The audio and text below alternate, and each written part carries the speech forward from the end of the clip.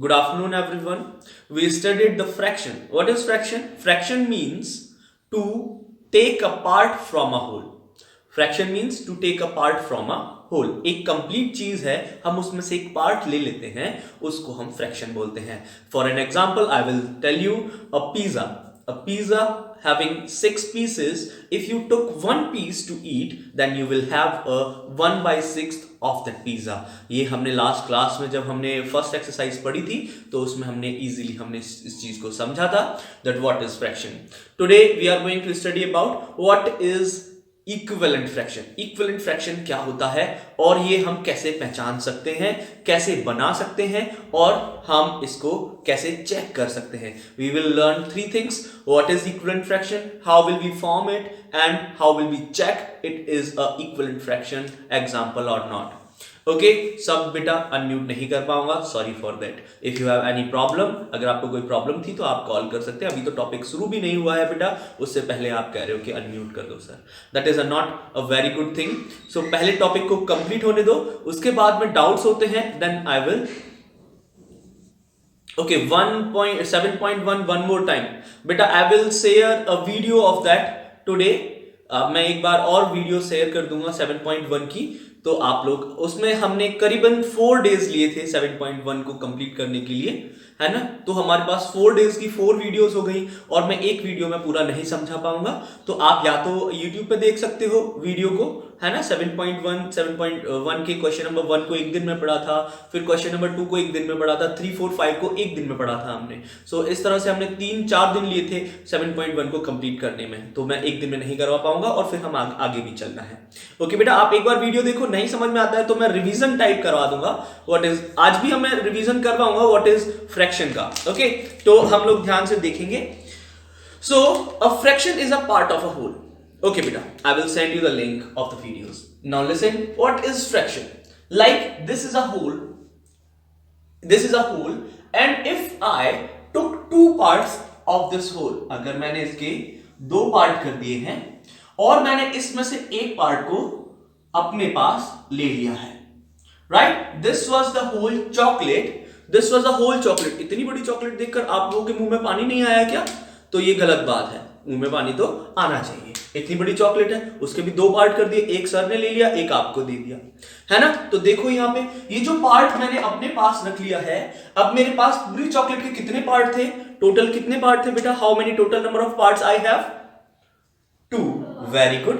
And how many parts I took? I took how many parts? मैंने कितने parts उसमें से ले लिए? 1. सो आई टुक 1 आउट ऑफ 2. मैंने कितने पार्ट्स ले लिए? 1 आउट ऑफ 2. यही तो किया मैंने, यही किया ना. तो मैं इसको क्या लिख दूंगा? 1/2. Then I will write it down 1/2. मैंने 1 पार्ट लिया 2 में से, तो मैं इसको लिख दूंगा 1/2 because the parts I have taken is written above and the parts, total number of parts are written downwards. Okay, now अब मैंने दूसरी चॉकलेट, सेम चॉकलेट थी, बिल्कुल बराबर थी, कोई ना बड़ी ना छोटी. तो हमने इसको क्या किया? पहले तो 2 पार्ट्स में ही डिवाइड किया. सर इसको फिर से 2 पार्ट में डिवाइड कर दिया? हाँ जी. तो मैंने इसको फिर से मैंने ले लिया, ठीक है. अब आपने बोला सर इसके 2 और पार्ट कर देते हैं. कितने पार्ट कर देते हैं? 2 मोर पार्ट्स कर देते हैं. तो मैंने यहां पर 2 पार्ट और कर दिए. ओके, मैंने कितने पार्ट कर दिए? 2 पार्ट और कर दिए. So now you will listen very carefully. Total number of parts are, यहां पे टोटल नंबर ऑफ पार्ट्स कितने हैं? जल्दी बताओ बेटा. 4. Total number of parts are 4. 1 2 3 4. And how many I take? How many I took? 2 parts. So I took 2 out of 4. So I took 2 out of 4, right. अब मैं इसको कैसे लिखूंगा? 2/4. Total number of parts are 4 and I have taken 2 parts. I have taken 2 parts. Right? ऐसे ही मैं third वाले पर जाता हूं. सेम प्रोसेस करेंगे. हमने पहले इसके 2 पार्ट्स किए थे और उसको हमने कलर कर देंगे. Now listen very carefully. Listen very carefully. I have done 2 more parts. Now how many parts are there? 4 parts. Okay, अब मैं इसके 2 और पार्ट करता हूं. अब मैं इसके दो और पार्ट करता हूं, एक पार्ट यहां से हो जाएगा, एक पार्ट यहां से हो जाएगा। तो अभी देखो ध्यान से, अभी देखो ध्यान से, यहां पे ब्लू की जगह मैं रेड अवेलेबल करता हूं ताकि आपको ठीक से दिख सके। मैंने इसके दो पार्ट किए और मैंने इसको चॉकलेट की फॉर्म देने की कोशिश करी है पूरे दिन। So these are the equal number of parts 1 2 3 4 5 6 7 8। So there are 8 parts. How many parts are there? 8। And how many parts I took? मैंने कितने पार्ट ले लिए टोटल 8 पार्ट में से? 4 parts. Very good, very good. I have taken 4 parts out of 8. Total number of parts are 8. 1 2 3 4 5 6 7 8, and I have taken only 4 parts. I have taken only 4 parts. देखो यहां पे जो मेरे पास ब्लू कलर में है वही यहां पे भी है, उतना ही मैंने यहां से भी लिया है। अगर देखा जाए तो मैंने इसमें से, इसमें से और इसमें से, अगर मैं इनके नाम दे दूं तो ए बी सी और डी। ए बी सी में से इक्वल नंबर ऑफ पार्ट्स लिए हैं, इक्वल नंबर ऑफ अमाउंट लिया है, इक्वल अमाउंट लिया है। देखो इसमें से भी मैंने इतना पार्ट ले लिया, इसमें से भी मैंने इतना पार्ट ले लिया और इसमें से भी मैंने इतना पार्ट ले लिया। अब मैंने उस पार्ट के और पार्ट कर दिया, डजंट मैटर किसी को चिढ़ाने के लिए कि देखो मेरे पास तो यहां पे 4 पार्ट आ गए। लेकिन अगर देखा जाएगा तो इसने जो एक पार्ट लिया है वही इक्वल है 4 पार्ट्स के। चाहे मैं 2 में से 1 पार्ट लूं या 8 में से 4 पार्ट लूं, दोनों बराबर है। राइट? अभी क्या किया जाएगा, फिर से मुझे क्या करना है, इसके 2 पार्ट कर दिए। सर ने इसके कितने पार्ट कर दिए? 2 पार्ट कर दिए। ठीक है, 2 पार्ट कर दीजिए सर। और मैंने फिर से वही जो इक्वल था फ्रैक्शन, जो इतना पार्ट था वही मैंने इसमें से इतना पार्ट ले लिया, है ना, इतना ही पार्ट ले लिया। Okay sir. तो इस बार फिर से मैंने इसका सोचा कि मैंने जैसे उसके पार्ट्स किए, इस बार और ज्यादा पार्ट करता हूं मैं इसके, इस बार और ज्यादा पार्ट करता हूं, तो मैंने इसके और पार्ट कर दिए। तो मैंने ये वाला पार्ट भी कर दिया, 4 पार्ट्स में से ही मैंने 2 पार्ट्स ले लिए। फिर मैंने बोला चलो और पार्ट करते हैं, तो इस बार और पार्ट कर दिए इसके। तो टोटल 8 में से कितने पार्ट ले लिए? 4। ये थोड़ा लाइन सही नहीं हुई, कुछ सही कर लेते हैं।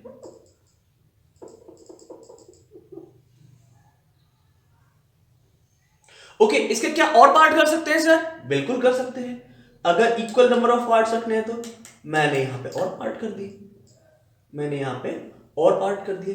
देखो मैंने लिया है आधी चॉकलेट में से भी जितने पार्ट है वो सारे ले लिए, आधी चॉकलेट के जितने पार्ट है वो सारे ले लिए, आधी चॉकलेट के जितने पार्ट है सारे ले लिए, आधी चॉकलेट के जितने पार्ट है वो सारे ले लिए, यहां आधी चॉकलेट ही ले ली, है ना। तो मैंने कितने पार्ट लिए? 1 2 3 4 5 6 7 8 9 10 11 12 13 14 15 16। Total number of parts are 16। और मैंने कितने पार्ट्स ले लिए इसमें से? मैंने 16 में से कितने पार्ट ले लिए? 16 में से मैंने कितने पार्ट लिए बेटा? 8 पार्ट। Very good. कितने पार्ट ले लिए सर ने? 8 out of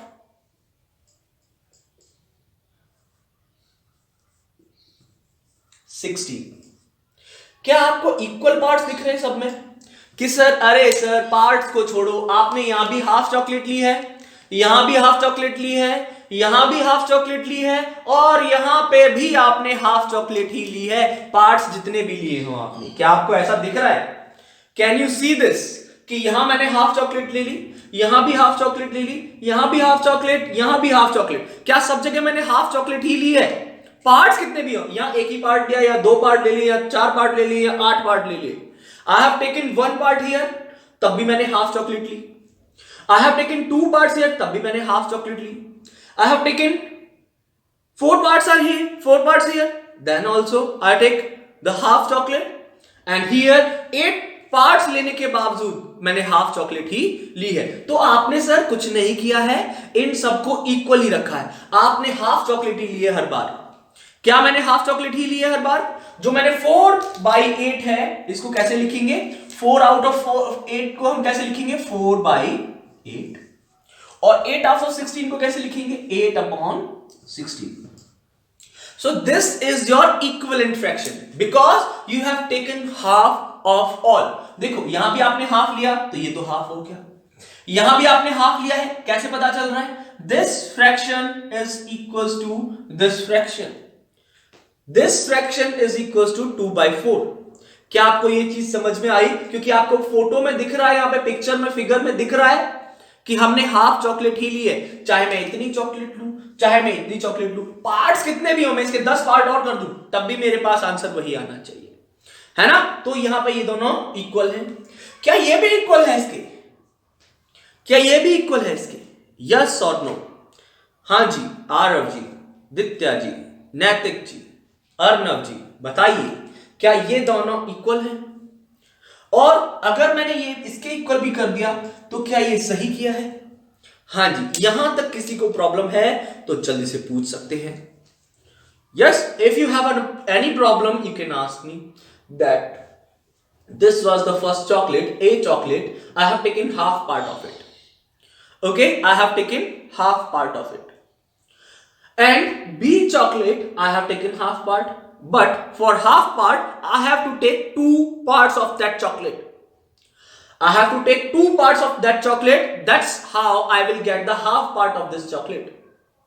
For the chocolate C, if I took 4 parts out of 8, then I will take the half chocolate. अगर मैं चॉकलेट सी की बात करूं तो टोटल 8 पार्ट्स हैं, उसमें से अगर मैंने 4 पार्ट्स ले लिए तो ही मैं इसमें से हाफ चॉकलेट को ले पाऊंगा। Similarly for the D, if there are 16 parts and I have taken 8 parts, then only I will available to take a half of the chocolate. So these all the chocolates are equal and I have taken half part of A, half part of B, half part of C, half part of D. So these all are equivalent. Is that clear? Is that clear beta? Equivalent समझ में आया? These are the equal ones. Now I will teach you how will you form the equivalent fraction. Very good. अब मैं आपको बताऊंगा कि equivalent fraction हम कैसे बनाएंगे। देखो बहुत ही इजी है। मुझे नहीं पता कि वो चॉकलेट थी क्या थी। अगर मेरे को बेस फ्रैक्शन पता है, ठीक है, कोई भी फ्रैक्शन पता है, and I have to make a equivalent fraction of that, और मुझे उसका इक्विवेलेंट फ्रैक्शन बनाना है, then I will just multiply by a number. मैं ऐसे कौन से नंबर से मल्टीप्लाई कर दूं? 2 से, और 2 से ही नीचे भी मल्टीप्लाई कर दूं। सो 2 1s are 2 and 2 2s are 4। तो देखो इक्विवेलेंट फ्रैक्शन ही बनेगा। तो क्या बनेगा? इक्विवेलेंट फ्रैक्शन ही बनेगा। ओके, अगर मुझे और इक्विवेलेंट फ्रैक्शन बनाने हैं, तो मैं क्या करूंगा? तो सर आप क्या करोगे? इस बार मैं 1/2 में इक्विवेलेंट फ्रैक्शन बनाने के लिए 3 से ऊपर और नीचे दोनों में मल्टीप्लाई कर देंगे। 3 से मल्टीप्लाई ऊपर और 3 से ही मल्टीप्लाई नीचे कर देंगे। Then it will be 3 1s are 3 and 3 2s are 6. This is also half. देखो 6 का आधा कितना है? 3 है। This is also half. अगर मुझे और फ्रैक्शंस चाहिए इक्विवेलेंट 1/2 के, तो मैं क्या करूंगा? 1/2, इस बार मैं मल्टीप्लाई किसका करूंगा? 4 का कर देते हैं सर। ओके, तो हम इस बार 4 का मल्टीप्लाई कर देते हैं, मल्टीप्लाई बाय 4, और डिनोमिनेटर में भी 4 का मल्टीप्लाई करेंगे, and we will get 4 1s are 4 and 4 2s are 8. This is also equals to half because the parts you have taken are 4 and total number of parts are 8. It is also the half you have taken. Next is, अगर आपको और इसके चाहिए तो आप और भी बना सकते हो। बस 2 का जो नंबर आप ऊपर मल्टीप्लाई कर रहे हैं, न्यूमरेटर में मल्टीप्लाई कर रहे हो बेटा, वही डिनोमिनेटर में भी मल्टीप्लाई करना है, and you will get the equivalent fraction. Right, अब आपको ये जानना है कि व्हाट इज इक्विवेलेंट फ्रैक्शन, तो मैंने वो आपको बता दिया है ना। How will you get equivalent fraction, वो भी मैंने आपको बता दिया है। एक और एग्जांपल देता हूं। Then how will you find the, if I have a number 3/5 and I have to form the equivalent fraction. मेरे पास यहां पे 3/5 है और मुझे इसका equivalent fraction बनाना है। Then what will I do? मेरे पास 3/5 है और इसका equivalent fraction बनाना है। I have to form the equivalent fraction of 3 by 5. Okay, so first I will multiply by 2 and I will multiply by 2 in the denominator also. Then the equivalent fraction of 3 by 5 is first equivalent fraction बोल सकते हैं. तो क्या हो जाएगा बेटा? 2 3s are 6, 2 5s are 10. This will be the first equivalent fraction. मुझे 3 by 5 के second equivalent fraction चाहिए.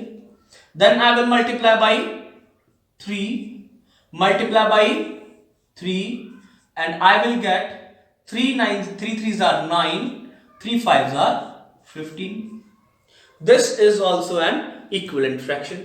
मुझे और equivalent fraction चाहिए, तो मैं 3 by 5 में I will multiply by 4 and I will multiply by here also by 4 and I will get 3 4s are 12 and 5 4s are 20. मुझे और equivalent fraction चाहिए, then I will multiply by, अब मैं किस चीज का मल्टीप्लाई करूंगा न्यूमरेटर और डिनोमिनेटर में बेटा? अब मैं क्या मल्टीप्लाई करूंगा न्यूमरेटर डिनोमिनेटर में? वेरी गुड बेटा, जल्दी बताएंगे, चैट में लिखा करो. Very good. 5 I will multiply by 5 numerator and 5 in denominator and I will get 5 3s are 15 and 5 5s are 25. So this is how you will find the equivalent fraction. This is how you will find an equivalent fraction of any fraction.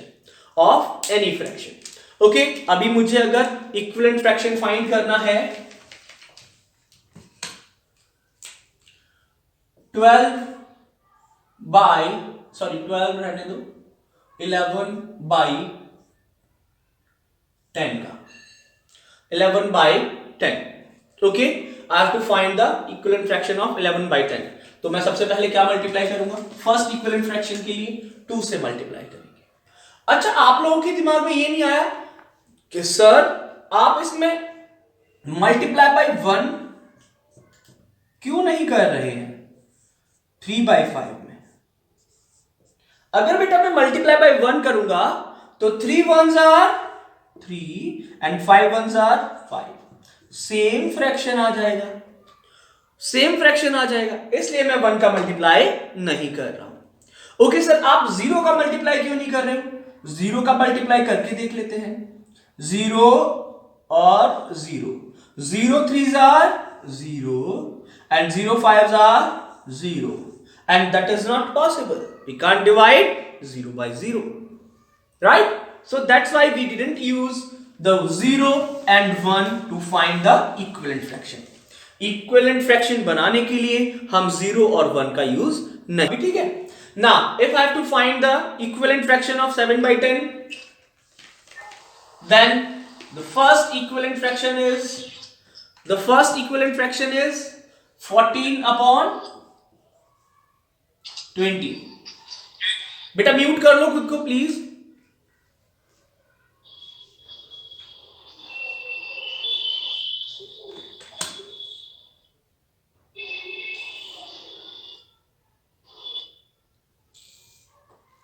Now listen very carefully.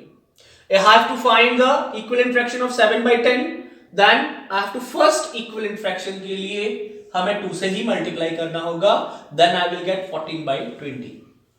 Now 7 by 10 का equivalent fraction निकालना है हमें second, तो 3 से multiply करेंगे and I will get 21 by 30. Right, एक और equivalent fraction निकालना है. This is the second one. Third equivalent fraction निकालने के लिए मुझे 4 से मल्टीप्लाई करना होगा और यहां लिखना होगा 7 by 10 and the equivalent fraction will be 7 4s are 28 and 4 10s are 40. Okay, एक और इक्विवेलेंट फ्रैक्शन निकालने के लिए मुझे कुछ नहीं करना है, बस उस नंबर में, उस फ्रैक्शन में, न्यूमरेटर में और डिनोमिनेटर में, दोनों में 5 का मल्टीप्लाई करना है. Okay, then 7 by 10 is equals to 5 7s are 35, 5 10s are 50.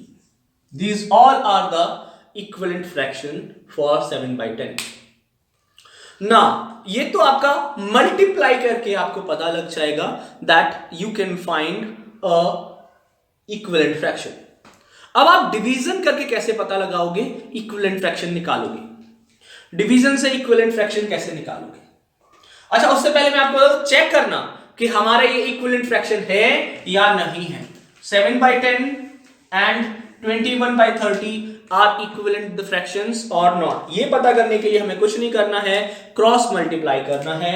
30 को 7 से मल्टीप्लाई करेंगे, 10 को 21 से, then it will be 7 multiply by 30 and 21 multiply by 10, then this will be 210 and this will also be 210। अगर ये दोनों इक्विवेलेंट फ्रैक्शन है तो यहां पे और यहां पे दोनों जगह एक ही नंबर आएगा। If they are the equivalent fraction, then the number after multiplication or the cross multiplication we will get the same number। Okay, similarly अगर मुझे ये जानना है that 7/10 and 35/50 are equivalent fraction, तो मैं क्या करूंगा, इक्विवेलेंट फ्रैक्शंस को क्या करेंगे, क्रॉस मल्टीप्लाई करेंगे। 50 का मल्टीप्लाई 7 से एंड 10 का मल्टीप्लाई 30 से, then 7 multiply by 50 and 10 multiply by 35, then this will be 7 5s are 35 and this will be 350। That's how you will find that these are the equivalent fraction, because the answer of both the fraction after cross multiplication is same। ऊपर वाले questions में भी आप देख सकते हो कि ये इक्विवेलेंट फ्रैक्शन है या नहीं है, ये इक्विवेलेंट फ्रैक्शन है या नहीं है। तो हमें क्या करना होगा बेटा, क्या करना होगा हमें, अगर ये इक्विवेलेंट फ्रैक्शन है या नहीं है पता लगाने के लिए क्रॉस मल्टीप्लाई करेंगे। Then 7 multiply by 20 and 14 multiply by 10, then this will be 140 and this one also be 140, and that's how you will find that 7/10 and 14/20 are both equivalent fraction। अब आपको मुझे बताना होगा थर्ड वाले में that 7/10 and 28/40 are equivalent fraction or not। तो मैं क्या करने वाला हूं, यहां पे क्रॉस मल्टीप्लिकेशन करेंगे। क्या करेंगे, क्रॉस मल्टीप्लिकेशन करेंगे, and this is how you will find that these are the equivalent fraction और not. 10 multiply by 28 and this will be 280 and this also be 280, and this is how you will get the equivalent fractions answer। अच्छा, अब मैं आपसे question पूछ सकता हूं, you have to tell me that these are the equivalent fraction or not, these are the equivalent fraction or not। और आपको उसको मैंने बता दिया है क्या करना है। You can see on the half of the board what I have done to find that they are the equivalent fraction or not। If I have a number 5/20 and 3/16, now tell me whether they are the equivalent fraction or not। Tell me first, they are equivalent fraction or not। What will you do to find the equivalent fraction? आप क्या करोगे कि ये equivalent fraction है या नहीं है, ये पता करने के लिए आप क्या करोगे बेटा, जल्दी से बताओ मुझे। You will do the cross multiplication। You will do the cross multiplication। 16 will be multiplied by 5, then 5 multiplied by 16, and next cross multiplication। Very good दिखते बेटा। Now 20 will be multiplied by 3, 20 multiplied by 3। Now tell me whether they are the equivalent fraction or not। No, Abhinav Upadhyay is saying they are not equivalent fraction। Very good beta Abhinav, are they equivalent fraction? Ditya is saying no, Jyoti is saying no, very good। Anya is, Devang is saying no, because 5 16s are 80 and 23s are 60। These numbers are not equal, that's why these are not the equivalent fraction। Okay, one more question मुझे बताएंगे सभी लोग। 2/4 and 3/6, चलो जल्दी बताओ, 2/4 and 3/6 are equivalent fraction or not। 2/4 and 3/6 आने बेटा multiply करके लिखोगे तभी आप बोलोगे। विदाउट मल्टीप्लिकेशन नहीं बोलना है, विदाउट मल्टीप्लिकेशन नहीं बोलना है। Okay, so what you are going to multiply in cross multiplication, 6 will be multiplied by 2, so 2 multiply by 6। Now 4 multiply by 3, 4 multiply by 3। Now ध्यान से देखो बेटा, 6 2s are 12 and 4 3s are also 12. Yes, they are the equivalent fraction. Yes, they are the equivalent fraction. ये समझ में आया बेटा सबको? हाँ जी, इक्विवेलेंट फ्रैक्शन है या नहीं है ये पता करना कितना इजी है. ओके, ये बहुत इजी है. Now by using division you have to form the equivalent fraction. अब आपको क्या करना पड़ेगा, डिवीजन को यूज करके इक्विवेलेंट फ्रैक्शन कैसे बनाएंगे. सर ये तो बहुत ही हार्ड हो गया, अभी तो हम मल्टीप्लाई यूज करके इक्विवेलेंट फ्रैक्शन बना रहे थे, तो डिवीजन की क्या जरूरत आ गई. यहां पे आपको यूज आएगा कॉमन फैक्टर. अभी आपका कॉमन फैक्टर ने पीछा नहीं छोड़ा है. Now you will use a common factor to find. अब आपको कैसे करना है, क्वेश्चन में लिखा होगा by using division you have to find the equivalent fraction for. By using division you have to find the equivalent fraction for 8/12. Okay, 8/12 आपको equivalent fraction बताना है. तो या तो आप ऐसा नंबर ढूंढो जो इन दोनों को ही डिवाइड कर सकता है. Which number can divide both of them. ऐसा कौन सा नंबर है जो दोनों को डिवाइड कर सकता है. या तो आप थोड़ा सा मेंटल डेवलप कर लो कि मैं ऐसा नंबर फाइंड कर सकता हूं जो इन दोनों को डिवाइड कर सकता है, या फिर आपको कॉमन फैक्टर निकालना होगा. या तो क्या निकालना होगा, कॉमन फैक्टर. सो पहला नंबर हमारे दिमाग में आता है जो दोनों को डिवाइड कर सकता है, 2. सबसे पहले कौन सा नंबर डिवाइड कर सकता है, 2. तो हमें क्या मिल जाएगा, 4/6. सबसे पहले क्या मिल जाएगा, 4/6. अच्छा, और कोई नंबर है क्या जो इन दोनों को डिवाइड कर सकता है. कॉमन फैक्टर इन दोनों का. कॉमन फैक्टर मतलब जो इन दोनों को डिवाइड कर सकता हो. यस, वेरी गुड दित्या. 4 is also a number which can divide both of them. Yes, 4 can also divide both of them, and this will be 2/3. So 8/12 का इक्विवेलेंट फ्रैक्शन कौन आ गया, 4/6. 8/12 का इक्विवेलेंट फ्रैक्शन कौन आ गया, 2/3. अब बताओ मुझे 4/6 and 2/3 are also equivalent fraction or not. तो आप इक्विवेलेंट फ्रैक्शन कैसे पता लगाओगे, 2/3 and 4/6 जो इनका इक्विवेलेंट फ्रैक्शन आया है, ये दोनों इक्विवेलेंट फ्रैक्शन हैं या नहीं है. तो आप क्या करने वाले हो इनके साथ में, क्रॉस मल्टीप्लीकेशन. क्या करेंगे हम, cross multiplication. 6 multiplied by 2 and 3 multiplied by 4, it will be 12 and it will also be 12. Yes, both are also equivalent. इसका मतलब अगर मैंने 8/4 के जितने भी इक्विवेलेंट फ्रैक्शन निकाले हैं वो सभी के सभी इक्वल आएंगे, है ना. मैं 8/12 के जितने भी इक्विवेलेंट निकालूंगा वो सभी एक दूसरे के इक्विवेलेंट फ्रैक्शन होंगे. Okay, so that's all for today. आपकी क्लास के लिए आज इतना काफी है. What is equivalent fraction, how will you find equivalent fraction by multiplication, how will you check whether they are equivalent fraction or not, and how will you find the equivalent fraction by using division. By using division you have to divide both the numerator and denominator by common factor. Thank you everyone. And by cross multiplication you can find whether the given fractions are equal or